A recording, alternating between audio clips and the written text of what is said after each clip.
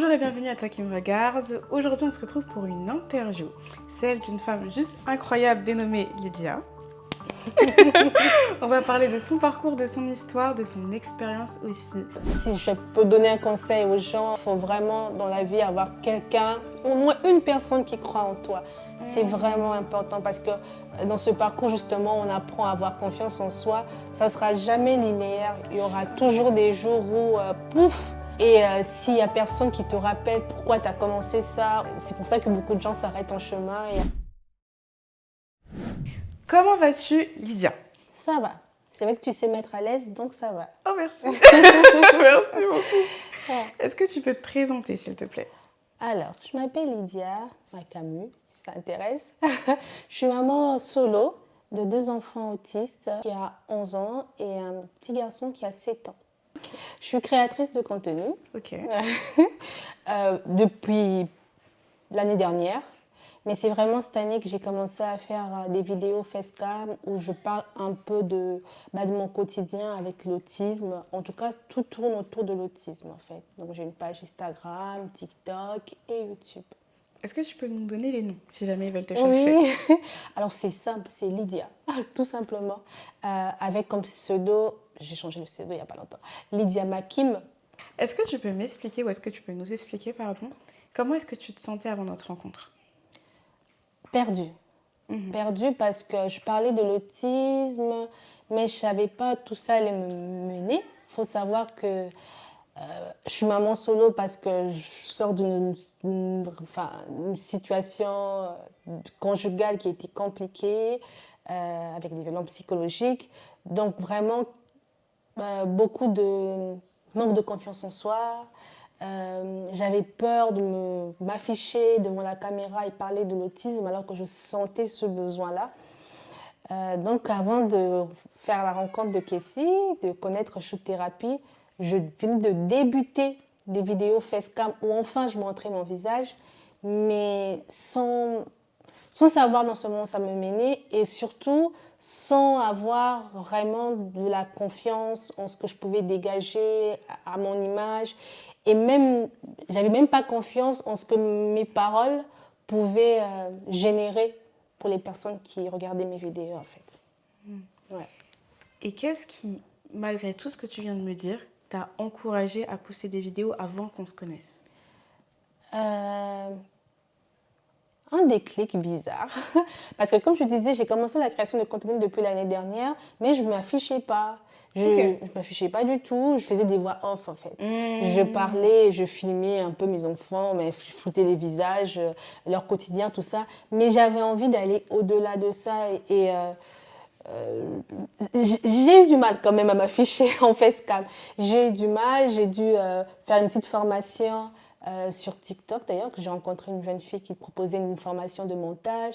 Je me suis formée en montage pour facecam et après je me suis dit je me lance. Mais franchement, je m'étais dit je fais maxi 10 vidéos. Si je vois qu'il commence à avoir des remarques sur mon physique, sur ma façon de parler, de m'exprimer et tout, j'arrête.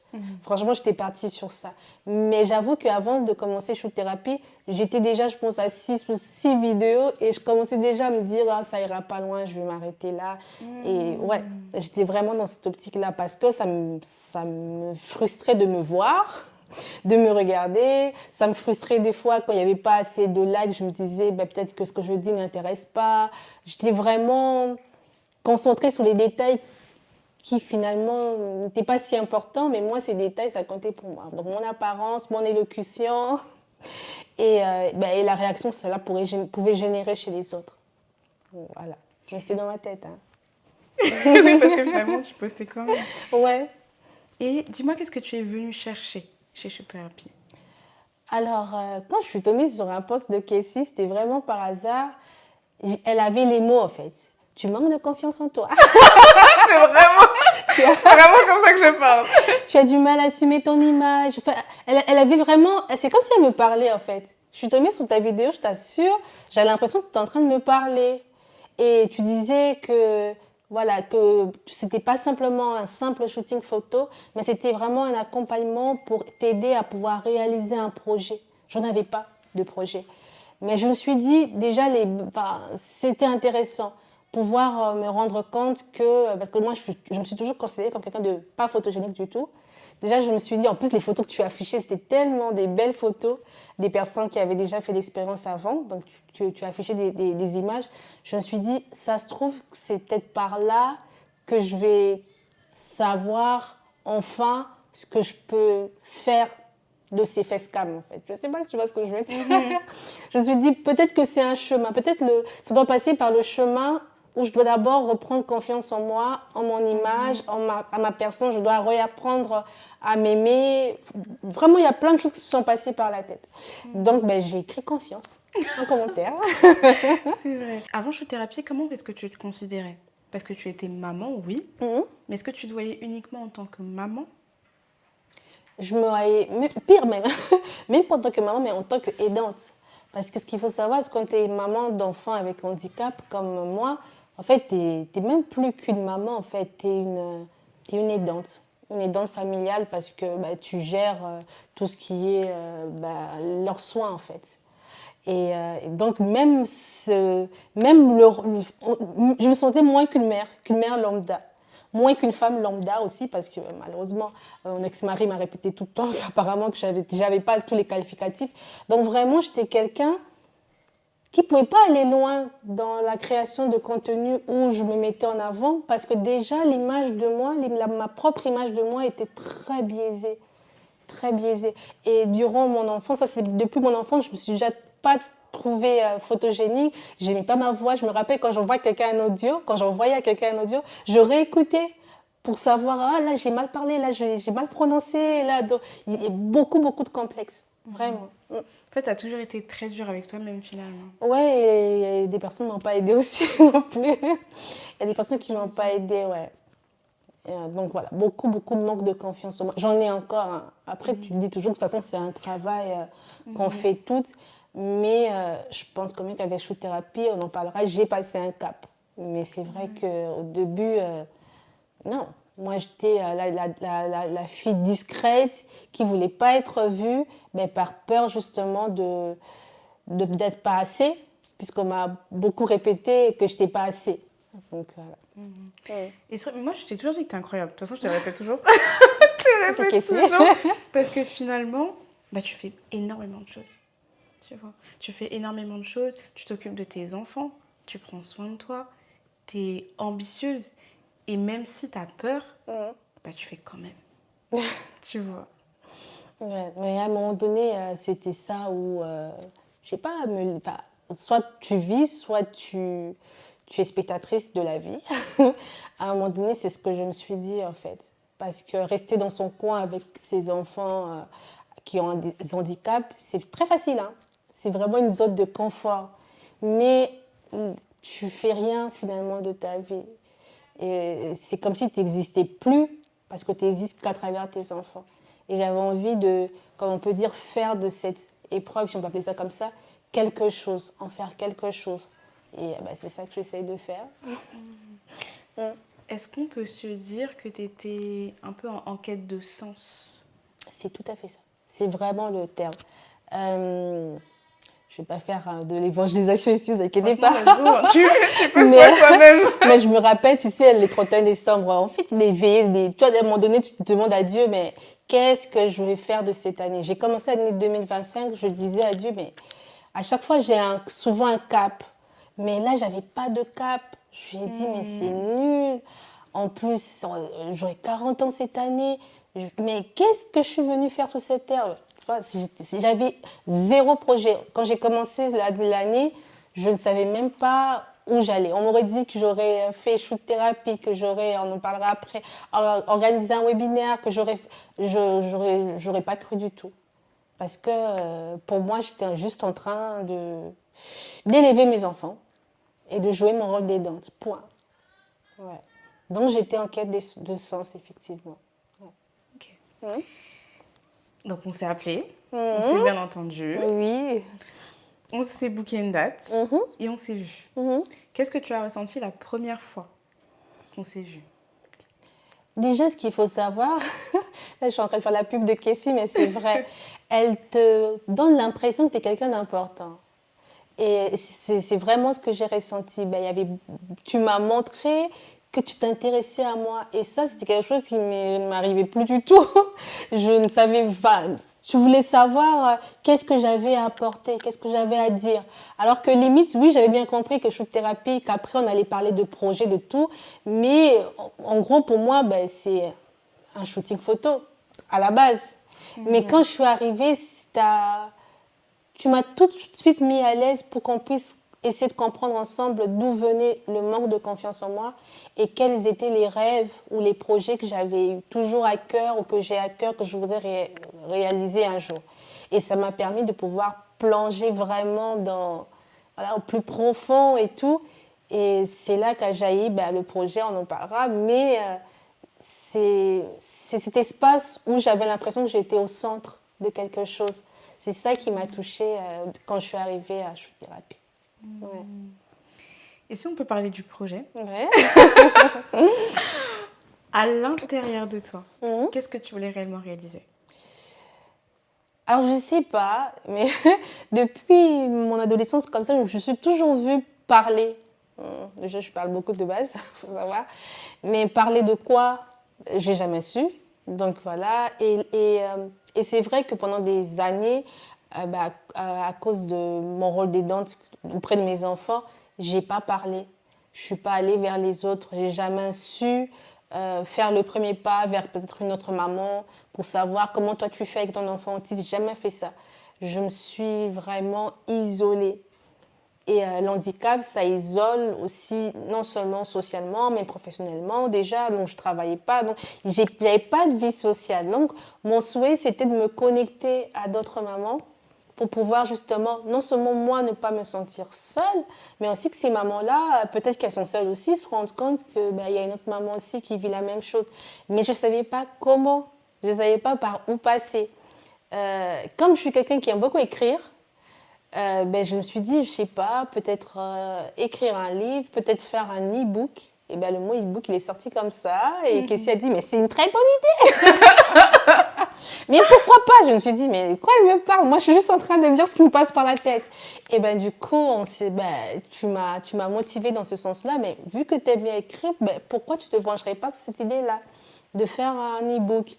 Franchement, je ne savais pas comment faire un e-book sur l'autisme, parler de quoi, mais je savais j'avais beaucoup de choses à dire. Je savais. Mais voilà, donc le projet qui est né de cette séance-là, c'était de faire un e-book, de créer un e-book et de trouver un espace aussi justement pour que je rencontre des mamans ou que des mamans me rencontrent et avec lesquelles on pourrait échanger justement sur l'autisme. Donc voilà, e-book et puis un espace d'échange. Et durant l'accomplissement de ce projet, est-ce que tu as rencontré des difficultés? Oui, mon manque de confiance en moi. Parce que quand tant que j'étais avec Kessie, tout allait bien. Mais quand je suis rentrée à la maison, je me suis dit, mais c'est une folie, mais qu'est-ce qui te prend, Lydia? C'est quoi le truc? Qu'est-ce qui s'est passé? Pourquoi t'as dit oui? C'est quoi le projet? En plus, Kessie, elle propose un accompagnement après.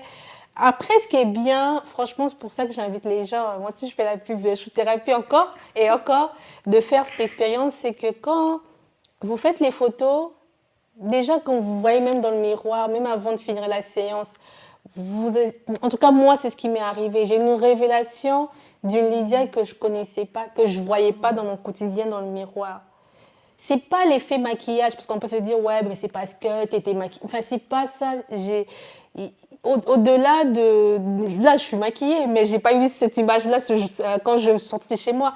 Mais ce jour-là, il y avait cette image-là de quelqu'un de capable, de quelqu'un qui a toutes les capacités de réaliser ce qu'elle veut. Et ça, c'est important.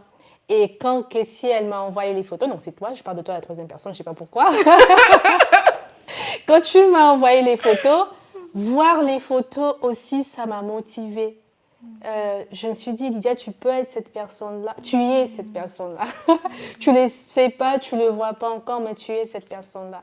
Et ça m'a aidée. Et en plus, Kessie, elle appelle, on voit des petits messages pour savoir, pour me demander, t'en es où, tout ça. On se laisse aussi du temps. C'est pas... Parce qu'elle sait aussi que la personne doit travailler un peu sur elle pour pouvoir accomplir ça. Mais moi, ça m'a permis de trouver, on parlait de trouver du sens, ça m'a permis de trouver du sens déjà pour cette année, ne fût-ce que pour cette année. Donc voilà, donc ça a été pour moi une révélation de faire cet e-book et j'étais satisfaite quand je l'ai fini parce que c'était comme un petit bébé que j'avais mis au monde et voilà, c'est même pas une question, on en parlait juste avant, de vente ou pas, mais juste de s'être donné un challenge et d'avoir pu arriver au bout de ce challenge, de s'être prouvé que c'était possible. Et en fait, ce que j'aime bien dans l'accomplissement des projets que tu as accomplis, que ce soit e-book ou que ce soit webinaire, c'est que tu as pu emmagasiner toute l'expérience que tu as eue et tu as pu le retranscrire au final. Tu vois. Exactement. Et ce que je trouve génial dans la personne que tu es, c'est que déjà que tu vois pas... Donc ça, c'est un peu moins génial parce que tu vois pas que tu es incroyable. Déjà, donc bon... Je vais pas dire que c'est génial. J'ai pas eu cette habitude là, on m'a pas appris ça. On t'a pas appris ça, mais on t'a beaucoup menti dans ta vie, je pense, malheureusement. On t'a beaucoup menti. Après, on en a parlé aussi dans les 3 piliers de la confiance en soi. Je pense que malheureusement, t'as eu un très mauvais entourage. Et moi, je t'ai souvent répété que t'étais incroyable parce que je voulais que cette pensée s'ancre dans ta tête. Autant dans ton entourage, on t'a dit que t'étais pas si incroyable que ça. Autant je voulais cet écho dans ta voix qui te rappelait Lydia, t'es incroyable, Lydia, t'es incroyable, Lydia, t'es incroyable. Parce que tu l'es au final. Et même, rappelle-toi, je suis pas la seule qui l'ai dit. Dans le webinaire, toutes les femmes qui t'ont dit merci. Ouais. On est d'accord? Ouais. Parce que donc, du coup, finalement, j'ai fait un webinaire. Oui, c'est vrai. c'est vrai On a un peu sauté. Oui, c'est vrai. Elle a fait le webinaire. Et c'était pas évident parce que j'ai failli abandonner plusieurs fois. Encore cette peur limitante, en fait. Et que, comme tu l'as dit, pourtant, à la fin du webinaire, les gens ont dit merci. Et même après, le lendemain, je les ai remerciés d'être venus en message. Et certaines m'ont dit vraiment merci, c'était vraiment du bon moment. Mais j'ai failli annuler, ne pas le faire parce que ces pensées revenaient, me disaient mais c'est n'importe quoi. Limite-toi au facecam, tu fais déjà des vidéos sur TikTok et tout. Pourquoi tu veux aller dans ça? Mais je vais aller, pourquoi ne pas aller dans ça? Et c'est quoi qui t'a permis de continuer? Ben toi. Merci. Et Rachel. Ah oui. Rachel, quand même. Mais je parlais, ouais. Quand même. Ouais, c'est une des bonnes entourages. Donc Rachel, si tu regardes cette vidéo, merci. Ouais, c'est une personne qui m'a beaucoup motivée. Elle m'a dit fais. Et si je peux donner un conseil aux gens, il faut vraiment dans la vie avoir quelqu'un, au moins une personne qui croit en toi. C'est vraiment important parce que dans ce parcours, justement, on apprend à avoir confiance en soi. Ça ne sera jamais linéaire. Il y aura toujours des jours où, pouf. Et s'il n'y a personne qui te rappelle pourquoi tu as commencé ça, ou pourquoi tu peux, ou pourquoi tu n'es pas... C'est pour ça que beaucoup de gens s'arrêtent en chemin et abandonnent des projets. Tout ça, c'est Kessie qui me dit ça. Elle m'a tellement répété ça. Et donc, entourez-vous toujours d'au moins une personne qui croit en vous. C'est vraiment important. Je suis vraiment d'accord. Et pour contextualiser, Rachel, c'est son amie. Ouais. On n'a pas précisé. Rachel, c'est son amie. Ouais. Et en fait, elle, c'est vraiment l'exemple de s'entraider, en fait. Tu vois. Et c'est grâce à toi, d'abord. Non, on a fait juste de te rappeler qui tu es. Oui, tu vois, en fait... juste ça. Elle a fait juste ça. Et puis, c'est bien que ce soit elle qui me le dise aussi, parce que Kessie, elle a vu quelque chose en moi, mais je pouvais me dire, oh, elle dit ça pour me faire plaisir. Oui. Mais en fait, elle m'a connue avant que l'autisme rentre dans ma vie et elle savait que j'étais quelqu'un qui avait plein de rêves et que la version que j'étais devenue, c'est la version de la vie avec ses épreuves et tout. Et donc, elle est souvent là pour me rappeler qui j'étais avant. Et ça, c'est des choses que ceux qui m'ont connue dans ma vie de femme au foyer, maman d'enfantisme, ne peuvent pas savoir. Il faut vraiment être Kessie pour aller puiser dans des compétences qu'elle n'a pas vues avant, mais qu'elle croit qui se trouvent en moi. Je raconte n'importe quoi, mais tu as compris. Non, c'est vraiment clair. C'est vraiment clair. Ouais. Et ça me parle tellement. Et en fait, pourquoi j'ai puisé vraiment sur ce projet-là? Parce qu'il me semble que ça résonnait avec ce que tu avais à l'intérieur de toi, mais aussi que Rachel avait fait un rêve. Exactement. Tu veux qu'on en parle? Oui. Du coup, je te disais, j'étais à la quête de sens pour cette année et je suis croyante. Je demandais à Dieu de me montrer un signe. Il ne me montrait pas. Lui, quand on lui demande, il ne montre pas. Il ne montrait pas de signe. Il ne voulait pas montrer. Il voulait pas montrer. Janvier est passé, février est passé, mars est passé. Je tournais en rond. Je me disais, mais franchement, à quoi sert cette vie, tout ça? Et puis un jour, comme ça, Rachel me dit, ah, j'ai oublié de te dire, j'ai rêvé, je t'ai vu en train de parler devant un groupe de femmes. Comme une conférence, et tu parlais, j'étais là, je t'observais et j'étais en train de me dire dans le rêve que c'était, je comprenais, dans le rêve, c'était comme si je comprenais pourquoi tout ça était arrivé. Tout ce qui s'est passé dans ta vie était arrivé. Donc du coup, quand elle m'a dit ça, j'ai ri, parce qu'à cette époque-là, il n'y avait même pas encore les facecam, enfin, il n'y avait pas les facecam, il n'y avait pas de shoot-thérapie, il n'y avait rien. C'était fin mars, début avril. Et donc, quand Tracy m'a parlé de faire un e-book, l'idée était géniale, mais après, il fallait trouver aussi un espace. C'est bien beau de faire un e-book, mais si j'ai pas une communauté ou des mamans vraiment avec qui on échange, ça ne sert à rien. Et du coup, l'idée du webinaire, là, ça commençait un peu à faire tilt. On a regardé le synonyme de webinaire, c'est conférence en ligne. En fait, c'est là que je me suis dit, ah, comme quoi les signes, les signes, ils arrivent aussi. Enfin, des fois, on ne s'en rend pas compte, mais il y a des fois des signes, mais c'est juste qu'on n'est pas assez attentif. Exactement. Je suis totalement d'accord. Et depuis l'expérience de thérapie, qu'est-ce qui a changé dans ton quotidien? Je tente des choses. J'abandonne pas. Parce que je me connais, si je n'avais pas connu de thérapie, j'aurais déjà abandonné. Après 10 facecam, je me serais arrêtée là. Donc, jusqu'à aujourd'hui, pour le moment, je n'abandonne pas. Et ça, ce n'est pas une qualité que je connaissais chez moi. J'essaye d'aller au bout de ce projet. Oui, il y a le e-book.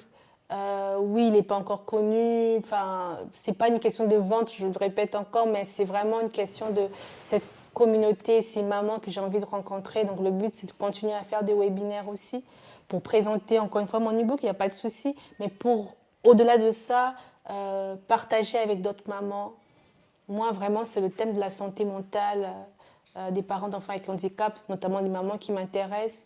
Et voilà, le ressenti, tout ce qui est culpabilité, tout ce qui est acceptation de handicap de nos enfants, comment faire pour continuer malgré tout à tenir debout, à prendre soin de soi. C'est vraiment ces thèmes-là que j'ai envie de continuer à aborder. Mais pour ça, n'hésitez pas à vous abonner à mes réseaux sociaux et assister au prochain webinaire que je compte organiser parce que c'est pas bien d'être seul. Sachez d'ailleurs que vous n'êtes pas seul si vous êtes dans cette situation et que c'est important d'en parler. Comment est-ce que tu t'es sentie lorsque ton visage était sur le webinaire? Qu'est-ce que ça a provoqué chez les toi? flyers? C'est ça. Ouais. Les flyers avec ton visage. Il y a toujours un syndrome de l'imposteur. De te dire, oh, mais la personne qui apparaît sur la photo là, les gens vont croire qu'elle est une professionnelle, une coach. Il y a quand même ça. Ce sentiment d'être fausse. Est-ce que ça vaut le coup de mettre cette affiche sur les réseaux? Et après, quand les gens like ou comment, tu te demandes, qu'est-ce qu'ils en pensent vraiment de ça? Mais en même temps, ça m'a permis visuellement, juste de me voir comme ça, de me dire que tu es à ta place. Et il n'y a pas de raison, tu es à ta place. En plus, le contenu est un contenu de qualité, donc... Parce que tu disais des belles choses. Je ne sais pas. En tout cas, franchement, ce sont des belles vidéos et ça m'a motivée à faire le e-book finalement. Déjà, les vidéos m'ont motivée à faire le e-book et le flyers m'a motivée finalement à faire le webinaire. Ouais. C'est vrai. Et ce que je trouve magnifique, c'est que lors du webinaire, tu as eu ta première vente. Oui. Et je trouve ça super symbolique. Tu vois, il y avait 15 personnes. Ouais. Première vente. Et je trouve ça juste incroyable parce qu'au final, c'était pas une femme que tu connaissais spécialement, cette femme? Non. Elle est abonnée à ma page. Oui, ouais. Mais dans ta page, il y a beaucoup de personnes qui te suivent, tu vois. Mais on a déjà échangé, tu vois, sur les réseaux. On va dire ça comme ça, ouais. Tu vois, mais c'était pas ta sœur, c'était pas... Non, c'est pas ma sœur, c'était une abonnée. Voilà. Une très belle abonnée, mais une abonnée quand même. Et ça a mis en évidence le fait que tu avais de la valeur, tu vois. Que tout ce que tu as toujours caché, entre guillemets, les gens sont prêts à acheter. Je sais pas si tu te rends compte quand même. C'est très heureux la création. Tu Non, vois. mais moi, ouais, c'est vrai. C'était plus symbolique, comme tu dis. C'était vraiment plus symbolique. C'était comme si tu avais fait un truc et puis tu avais vu les résultats. C'était pas le but qu'il y ait 15 ventes, mais déjà une, c'était bien. C'était bien. Mais vraiment, le but, c'est vraiment que tout ce que j'ai écrit sur ce e-book-là, d'avoir un espace où je pourrais en parler plus profondément. Parce que du coup, dans le e-book, il y a des vidéos aussi où j'essaie de parler un petit peu profondément. Mais c'est vrai que avoir un espace où on pourrait vraiment discuter de plus profondément avec d'autres mamans, ça serait vraiment top. Et pour finir, si tu devais t'adresser à une femme qui se reconnaissait à la toi d'avant, qu'est-ce que tu lui dirais? Sors de ta zone de confort. Tente des trucs. Shoot thérapie, j'ai tenté. J'ai tenté parce que à un moment donné, quand tu te sens inconfortable dans ta zone de confort et que tu es en quête de sens, ça veut dire que c'est le moment de bouger en fait. C'est le moment de tenter des choses. Ne reste pas là. Tu as des choses à offrir au monde et tu as toutes les capacités pour faire ce que tu as à faire. Ne laisse pas les gens définir qui tu es. Ta valeur, c'est à toi de la découvrir et de l'imposer, si je peux me permettre de dire ça, de l'imposer au monde en fait et autour de toi. Mais vraiment, t'es pas venue dans ce monde pour être spectatrice de la vie des autres, mais tu es venue parce que t'es là parce que tu as un rôle à jouer. Apprends à t'aimer, apprends à t'apprécier.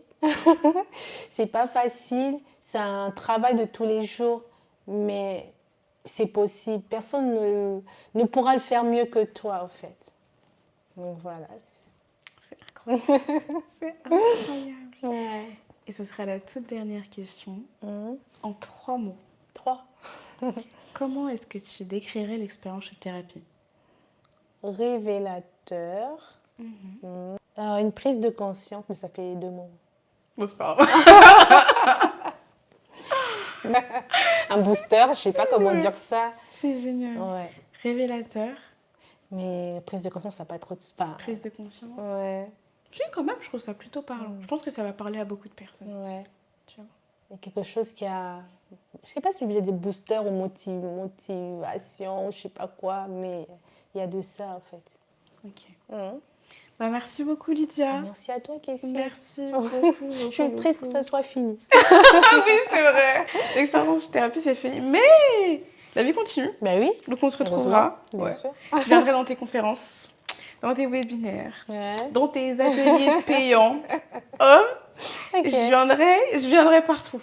Ok. Et j'ai juste qu'à voir les flyers. Ouais. Avec ton visage, sinon je viens pas. Avec une vidéo, sinon je viens pas.